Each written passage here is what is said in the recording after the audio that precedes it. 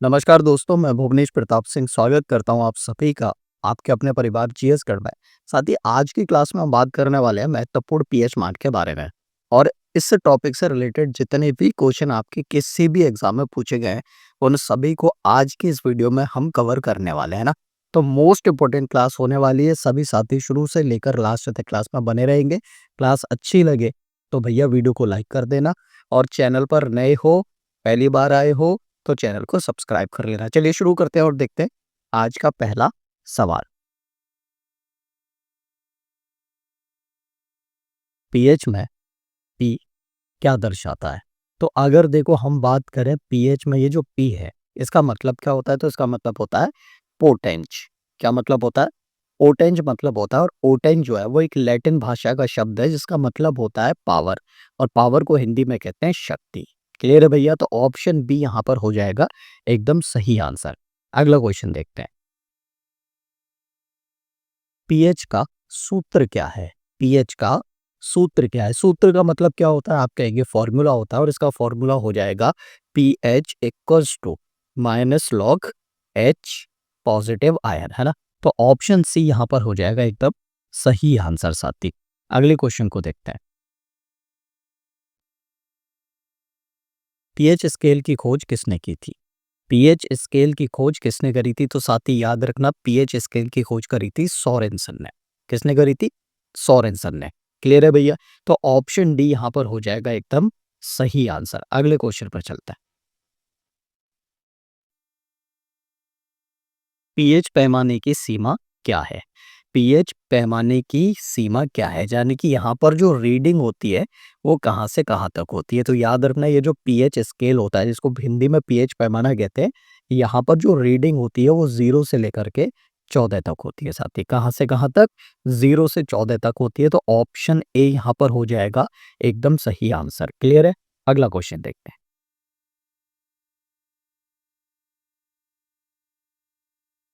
अम्लीय पदार्थों का पीएच मान कितना होता है?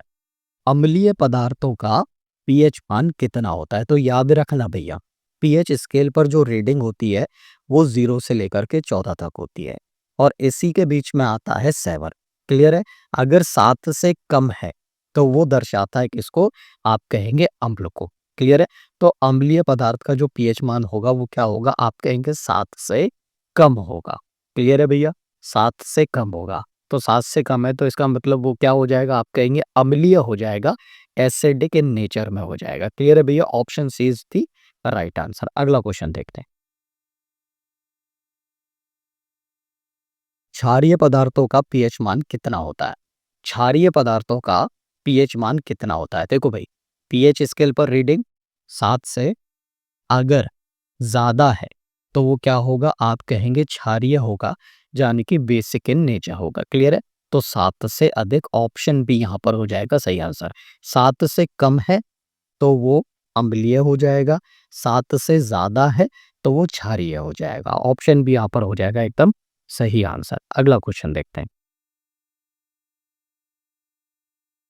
उदासीन विलयन का पीएच मान कितना होता है? उदासीन विलयन का पीएच मान कितना होता है? उदासीन का मतलब है न्यूट्रल। क्लियर है भैया? तो 7 से कम है तो अम्लीय हो जाएगा, 7 से ज्यादा है तो क्षारीय हो जाएगा, और अगर एग्जैक्ट 7 है, यानी कि 7 के बराबर है, तो वो न्यूट्रल यानी कि उदासीन हो जाएगा। ऑप्शन डी यहाँ पर हो जाएगा एकदम सही आंसर साथी। ठीक है, चलो भैया अगला क्वेश्चन देखते हैं।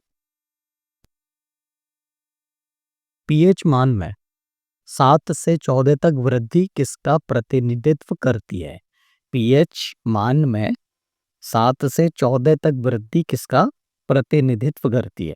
तो जाहिर सी बात है, अगर भैया 7 से 14 तक जा रही है कोई भी वैल्यू, क्लियर है, तो वो क्या होगी? आप कहेंगे वो क्षारीय होगी। और क्षारीय होगी तो उसमें OH नेगेटिव आयन होंगे, और आयन की सांद्रता में क्या हो रही होगी? वृद्धि हो रही होगी। तो ऑप्शन डी यहाँ पर क्या हो जाएगा? सही आंसर हो जाएगा। जितने ज्यादा OH नेगेटिव आयन होंगे उतनी ही क्या होगी? आप कहेंगे भैया जो पदार्थ है, जो हमारा क्या है, आप कहेंगे सॉल्यूशन है, वो उतना ही क्षारीय होगा, उतना ही बेसिक होगा। क्लियर है? तो ऑप्शन डी यहाँ पर हो जाएगा एकदम सही आंसर। अगला क्वेश्चन देखते हैं साथी।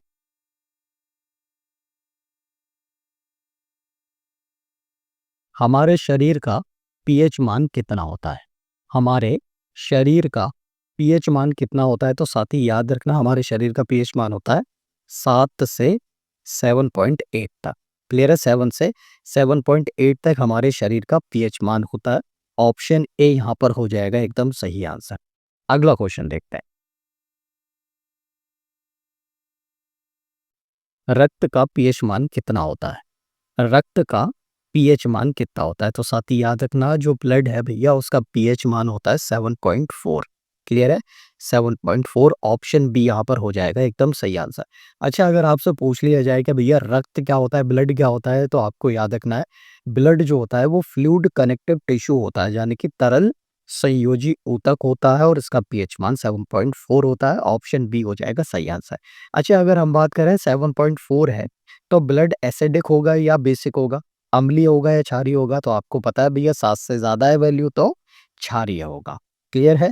तो रक्त क्या है? आप कहेंगे क्षारीय है। ऑप्शन बी हो जाएगा सही आंसर। नेक्स्ट क्वेश्चन देखते हैं साथी। सामान्य व्यक्ति के रक्त का पीएच स्तर क्या है?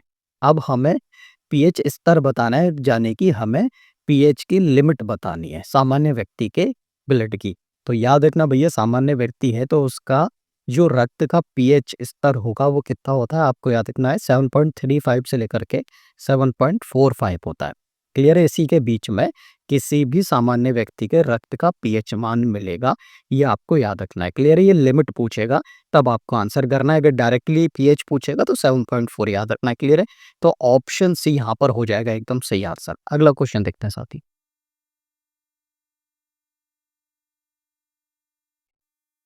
आंसुओं का पीएच मान कितना होता है? आंसुओं का पीएच मान कितना होता है? तो साथी याद रखना, आंसुओं का जो पीएच मान होता है वो 6.5 से लेकर के 7.6 तक होता है। 6.5 से 7.6 होता है, इसलिए ऑप्शन यहाँ पर क्या हो जाएगा? ए एकदम सही आंसर हो जाएगा। साथ ही याद रखना, जितने भी क्वेश्चंस मैं आपको करा रहा हूँ आज के इस वीडियो में, ये सारे के सारे जितने भी क्वेश्चंस हैं ये आपके पीवाईक्यू हैं, यानी कि ये आपके एग्जाम में पूछे जा चुके हैं। चाहे वो रेलवे का कोई भी एग्जाम हो, चाहे वो एसएससी का कोई भी एग्जाम हो, या फिर वो कोई भी वनडे एग्जाम रहा हो। ठीक है साथी, इसलिए वीडियो को लास्ट तक देखना। अच्छा, यहाँ पर अगर पूछा जाए कि भैया आंसुओं का निर्माण कहाँ से होता है, तो याद रखना हमारे शरीर में एक ग्लैंड होती है जिसको हम कहते हैं लैक्रीमल ग्लैंड, और इसी लैक्रीमल ग्लैंड से निकलते हैं आंसू, और आंसुओं का पीएच मान होता है 6.5 से 7.6। क्लियर है भैया? चलो आगे आ जाओ।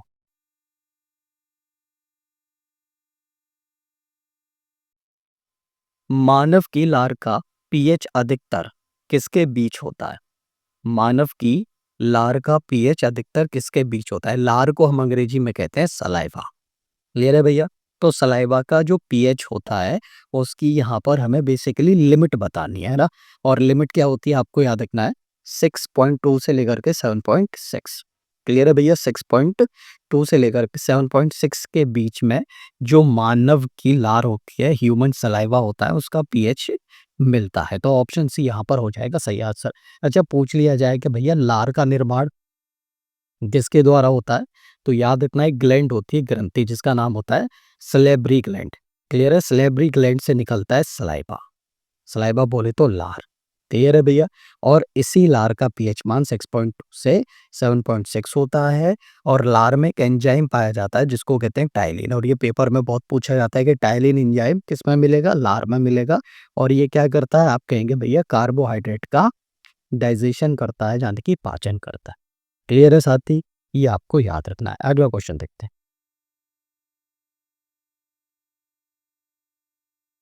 मानव मूत्र का पीएच मान लगभग कितना होता है? मानव मूत्र का पीएच मान लगभग कितना होता है? तो आपको याद रखना भैया, लगभग होता है 6, जाने की 6। क्लियर है? मूत्र मतलब यूरिन, और यूरिन का पीएच मान लगभग कितना? आप कहेंगे 6। ऑप्शन बी हो जाएगा सही आंसर। अगला क्वेश्चन देखते हैं। शुद्ध जल का पीएच मान कितना होता है? शुद्ध जल का पीएच मान कितना होता है? तो याद रखना भैया, अगर शुद्ध जल है इसका मतलब वो ना एसिड है ना बेस है। क्लियर है? तो अगर ना एसिड है ना बेस है तो वो उदासीन होगा, और उदासीन का पीएच मान कितना होता है? आप कहेंगे 7 होता है, तो शुद्ध जल का पीएच मान भी कितना होगा? 7 हो जाएगा। Option C is the right answer. ठीक है, अगला क्वेश्चन देखते हैं। समुद्री जल का पीएच मान किसके बीच परिवर्तित होता है? समुद्री जल का पीएच मान किसके बीच परिवर्तित होता है? तो आपको याद रखना है 7.5 से 8.4 के बीच। क्लियर है भैया? तो ऑप्शन डी यहाँ पर हो जाएगा एकदम सही आंसर। साथ ही अगला क्वेश्चन देखते हैं।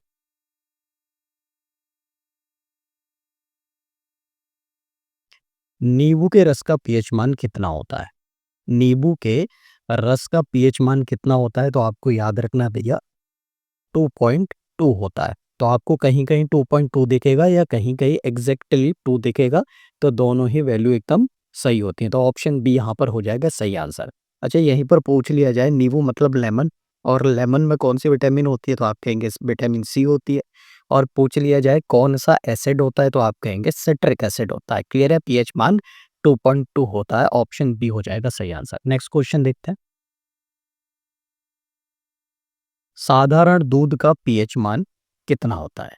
साधारण दूध का पीएच कितना होता है? तो आपको याद रखना भैया, जो साधारण दूध होता है उसका जो पीएच होता है वो होता है 6.7 से लेकर के 6.9 के बीच में। ऑप्शन हो जाएगा सी एकदम सही आंसर। अच्छा, अगर हम दूध की बात करें तो याद रखना भैया, दूध में आयरन को छोड़कर, लोहे को छोड़कर सारे के सारे खनिज यानी कि मिनरल्स पाए जाते हैं, और विटामिन सी को छोड़कर सारी की सारी विटामिन्स पाई जाती है ना। तो ये बहुत बार क्वेश्चन पूछा गया है कि बताओ दूध में कौन सी विटामिन नहीं होती? आप कहेंगे विटामिन सी नहीं होती। दूध में कौन सा मिनरल नहीं पाया जाता? लोहा नहीं पाया जाता, आयरन। क्लियर है? बाकी सारे मिनरल्स लगभग पाए जाते हैं। तो ऑप्शन सी यहाँ पर हो जाएगा सही आंसर। आगे आ जाओ। सोडा पानी का पीएच मान कितना होता है? सोडा वाटर जिसको अंग्रेजी में कहते हैं, इसका पीएच मान बताना है भैया कितना होता है? तो आप कहेंगे 7 से कम होता है। ऑप्शन बी हो जाएगा सही आंसर। साथी है ना। अगला क्वेश्चन देखते हैं। अम्ल वर्षा के दौरान वर्षा जल का पीएच क्या होता है? अम्ल वर्षा के दौरान वर्षा जल का पीएच क्या होता है, ये बताना है। अच्छा, अम्ल वर्षा का मतलब क्या है? Acid rain. क्लियर है? और जब एसिड रेन होती है तो रेन वाटर जो होता है उसका पीएच जो होता है वो 5.6 से कम होता है। साथी है ना। तो याद रखना, अगर भैया वर्षा का जल है और उसका जो पीएच मान है वो अगर 5.6 से कम है, तो उसको हम क्या कहेंगे? अम्ल वर्षा कहेंगे, एसिड रेन कहेंगे। क्लियर है? अम्ल वर्षा क्यों होती है? तो आप कहेंगे भैया, जब सल्फर डाइऑक्साइड और नाइट्रोजन के ऑक्साइड्स भैया मिल जाते हैं। क्लियर है? इसमें आप कहेंगे बारिश के पानी में। क्लियर है? तो सल्फर डाइऑक्साइड से बनता है सल्फ्यूरिक एसिड, और नाइट्रोजन के ऑक्साइड से बनता है नाइट्रिक एसिड। क्लियर है? दोनों एसिड मिल जाते हैं और वर्षा के जल को क्या कर देते हैं? अम्लीय कर देते हैं, एसिडिक कर देते हैं, तो बन जाती है भैया अम्लीय वर्षा। क्लियर है? तो आपसे पूछा जाए ना कि एसिड रेन में, अम्ल वर्षा में भैया कौन कौन से एसिड पाए जाते हैं? सल्फ्यूरिक एसिड और नाइट्रिक एसिड। ऑप्शन डी हो जाएगा सही आंसर। नेक्स्ट क्वेश्चन देखते हैं साथी। जठर रस का पीएच मान लगभग कितना होता है? तो जठर रस का पीएच मान लगभग कितना होता है? तो जठर रस को अंग्रेजी में हम क्या कहते हैं? गैस्ट्रिक जूस कहते हैं भैया। क्लियर है? और इसका जो पीएच वैल्यू होता है, पीएच मान होता है, वो 1.5 से 3.5 होता है। साथ ही ऑप्शन ए हो जाएगा एकदम सही आंसर। अच्छा, कभी कभी पूछ लेता है कि बताओ भैया जठर रस कहाँ पर मिलेगा शरीर में? गैस्ट्रिक जूस कहाँ पर मिलेगा? तो याद रखना, जो आमाशय होता है, आमाशय का मतलब क्या होता है? स्टोमक। क्लियर है?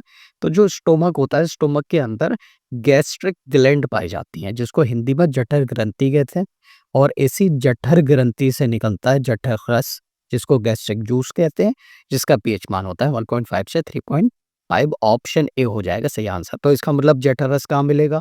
आमाशय में मिलेगा। आमाशय बोले तो स्टोमक में मिलेगा। क्लियर है भैया? जितनी भी बातें मैं आपको एक्स्ट्रा बता रहा हूँ सारी की सारी नोट करते चलना, आपके एग्जाम में पूछी जाती है। अगला क्वेश्चन देखते हैं।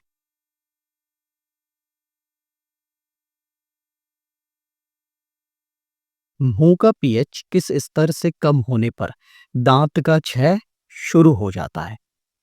मुंह का पीएच किस स्तर से कम होने पर दांत का क्षय होना शुरू हो जाता है? तो याद रखना भैया, अगर मुंह का जो पीएच है वो किससे कम हो जाए, आप कहेंगे 5.5 से कम हो जाए। क्लियर है? मुंह का पीएच अगर 5.5 से कम हो जाए तो दांतों का जो क्षय है वो शुरू हो जाता है। तो ऑप्शन बी हो जाएगा यहाँ पर एकदम सही आंसर साथी, है ना। अगला क्वेश्चन देखते हैं। निम्नलिखित में से किस तत्व का पीएच मान शून्य के सबसे निकट है? निम्नलिखित में से किस तत्व का पीएच मान शून्य के सबसे निकट है? शून्य के निकट मतलब इसकी वैल्यू जो है वो नियरेस्ट जीरो है, शून्य के निकट है। तो वो कौन है? आप कहेंगे सांद्र हाइड्रोक्लोरिक अम्ल।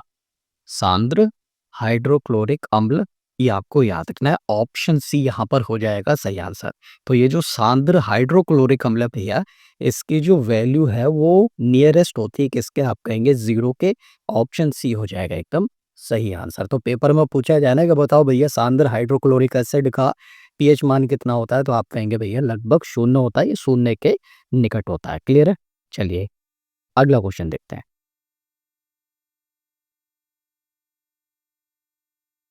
निम्नलिखित में से किस पदार्थ का पीएच मान लगभग 14 होता है?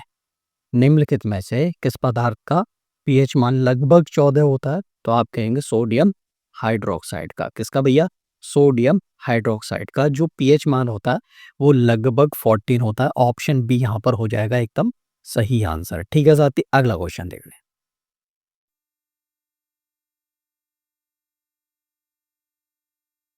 मिल्क ऑफ मैग्नीशिया का पीएच मान लगभग कितना होता है? मिल्क ऑफ मैग्नीशिया का पीएच मान लगभग कितना होता है? तो आप कहेंगे भैया इसका पीएच मान 10 होता है, 10 होता है। ऑप्शन सी हो जाएगा सही आंसर। इसी के साथ साथ ही आज की जो हमारी वीडियो है वो समाप्त होती है। क्लास कैसी लगी? अगर अच्छी लगी है तो भैया वीडियो को लाइक कर देना, चैनल पर नए हो तो सब्सक्राइब कर लेना। वीडियो से रिलेटेड अगर भैया कोई भी आपके दिमाग में बात है तो कमेंट कर देना, और मिलते हैं अगली वीडियो में। तब तक के लिए आप सभी का बहुत बहुत धन्यवाद हमारे चैनल से पढ़ने के लिए।